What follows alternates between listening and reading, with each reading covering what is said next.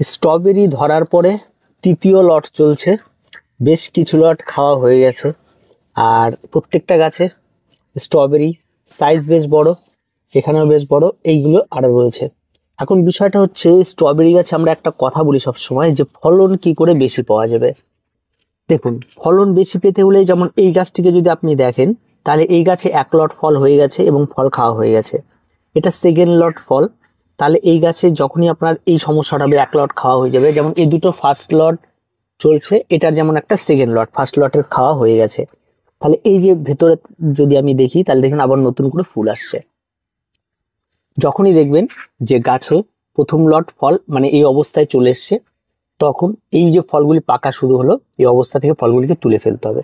যেমন এই ফলটি তোলার মতো হয়ে গেছে, এই ফলগুলিকে তুলে ফেলতে হবে। এবার ফলগুলি তুলে ফেলার পরে আপনাকে যেটা করতে হবে সেটা হচ্ছে আপনাকে গাছে বোরন স্প্রে করতে হবে। আপনি যত ভালো বোরন স্প্রে করবেন, এবং প্রত্যেকটা গাছে কিন্তু করতে হবে, 1 লিটার জল নেবেন এবং তার মধ্যে আপনাকে 2 গ্রাম মতো বোরন নিয়ে নিতে হবে, নিয়ে সমস্ত গাছগুলিতে খুব সুন্দর করে স্প্রে করে দিতে হবে। এবং এই স্প্রে করার সময় একটা জিনিস আপনাকে খেয়াল রাখতে হবে, কিন্তু যেন স্প্রেটা গাছের পাতাতে খুব ভালোভাবে হয়, সেই বিষয়গুলিকে কিন্তু খেয়াল রাখতে হবে। আর যদি আপনার গাছের পাতাতে স্প্রেটা ভালো মতো না হয়, তাহলে কিন্তু আপনার পাতাতে এই স্প্রেটা না থাকলে কিন্তু সমস্যা হবে। মনে করেন আজকে আপনি স্প্রে করলে কালকে বৃষ্টি হলো, তাহলে কিন্তু হবে না।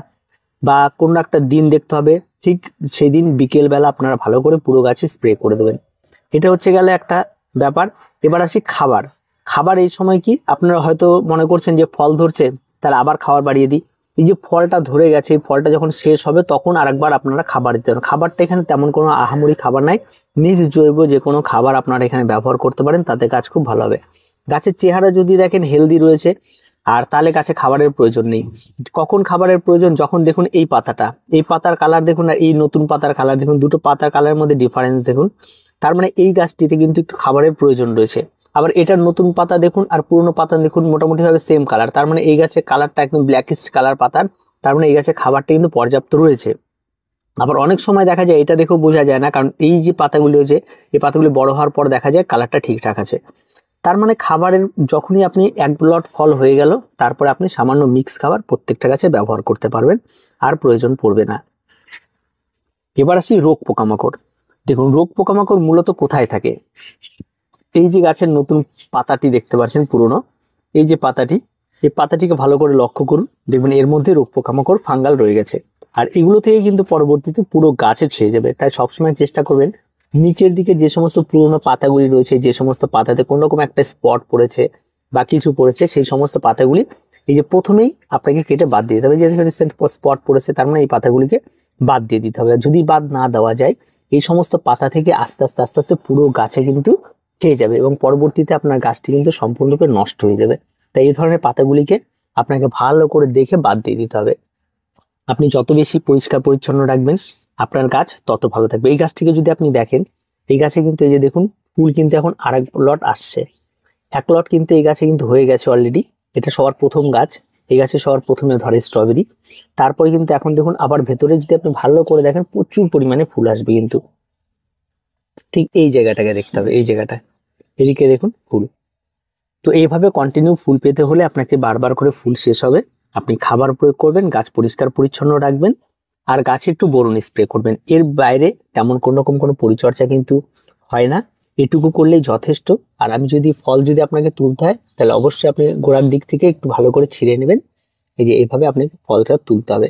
আর ফল তোলার যেটা রুলস রয়েছে, ফলটা একদম সম্পূর্ণরূপে লাল হয়ে পেকে যাবে তারপর তো এমনটা করবেন না, তার আগেই তুলে নিতে হবে। এবং অনেকগুলি ফলই কিন্তু তোলা হয়ে গেছে, এই ফলটা কিন্তু তোলার মতো হয়ে গেছে, এভাবে আপনাকে তুলে নিতে হবে। আর এই যে ফলটি সবে পাকা শুরু হলো, এই ধরনের ফল আগে তুলবেন, এটা একটু লাল হবে, তারপরে আপনাদের তুলতে হবে। এইটা দেখুন, এই সাইডটা কিন্তু একটু কাঁচা কাঁচা আছে, তার মানে এই সাইডে লাল আছে। এই যে এই রকম যে লালটি রয়েছে, এই লালটা যখন হবে সম্পূর্ণরূপে, তখন খাওয়ার উপযোগী, তাই এটা কিন্তু রেখে দিতে হবে। আর ফল থাকাকালীন অবস্থায় গাছে কোনো রকম পেস্টিসাইড, কোনো রকম অ্যান্টিফাঙ্গাল কিছু স্প্রে করবেন না, কারণ এগুলো আপনার নিজেরই হেলথের বা খাবারের জন্য। আর আমরা শুরুতে বলেছিলাম সম্পূর্ণ অর্গানিক ভাবে করা হচ্ছে এখানটায়, তেমন কোনো রকম কোনো কিছু করা হয় না। মাঝে মাঝে ফাঙ্গাল সমস্যা তৈরি হলে একটু ফাঙ্গাল অ্যান্টিফাঙ্গাল মাঝে মাঝে যেমন স্প্রে করা হয়, আর এটুকু করতেই হবে, তাহলে কিন্তু হবে না।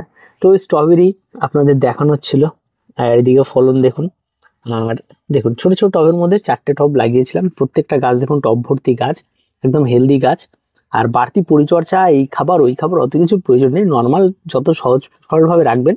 আবার অনেক সময় মালচিং করতে হয়, যদি টবের সাইজ বড় হয় তাহলে ফলগুলি কি হয় মাটিতে থাকে, সেক্ষেত্রে আবার মালচিং করে দিতে হয়, তাহলে ফলগুলি ভালো থাকে। নাহলে মানে একটু জল বা মাটির সংস্পর্শে আসলে এই ফলগুলি পচতে শুরু করে দেয়। তাই সবসময় যেন একটু দূরে ছোট টব হলে কি হয়, এরা টব থেকে দূরে চলে আসে। এখানটা থাকলে আর কোনো রকম কোনো কিছু লাগার ব্যাপারটা থাকে না, ফাঙ্গাল লাগার, বা টবের বাইরে যেহেতু ঝুলে থাকে তাই বেশ মজাতেই এরা থাকে। তো আজকে এ পর্যন্তই। স্ট্রবেরি কেমন লাগলো দেখা হয় পরবর্তী ভিডিওতে। প্রত্যেকে ভালো থাকবেন, প্রত্যেকে সুস্থ থাকবেন, চ্যানেলটিকে অবশ্যই সাবস্ক্রাইব করে রাখবেন।